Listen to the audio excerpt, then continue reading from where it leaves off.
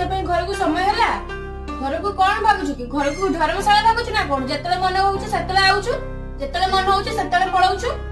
ବେଶୀ ତୁ ଗପ ନା, ନହେଲେ ମୁଁ ଘରେ ଛାଡି ପଳେଇ ଯିବି, ଆଉ ସୁଧ ଘରକୁ ଆସିବିନି। କଣ ତମେ ପିଲାମାନେ ନିଜକୁ କଣ ବୋଲି ଭାବୁଛ? କଥା କଥାରେ ମା ବାପାକୁ କଣ ଧମକ ଦଉଛ? ଘର ଛାଡି ଯିମି, ଘର ଛାଡି ଯିମି କଣ କହୁଛ? କେବେ ତୁ ଜୀବନରେ ଏକଲା ରହିଛୁ ନା ବାହାର ଦୁନିଆ ଦେଖିଛୁ? ତମ ମାନଙ୍କୁ ଦି ଅକ୍ଷର ଲେଖାନ୍ତି ପଢାନ୍ତି, ଏମିତିରେ ବି ତମ ମାନଙ୍କୁ ଖାଇବା ଥାଳିରେ ଭାତ ବାଢିକି ଦିଅନ୍ତି। ତାପରେ ବି ତମ ମାନଙ୍କର ସବୁଠାରୁ ବଡ ଶତ୍ରୁ ତମ ବାପା ମା। ହେଲେ କାହିଁକି?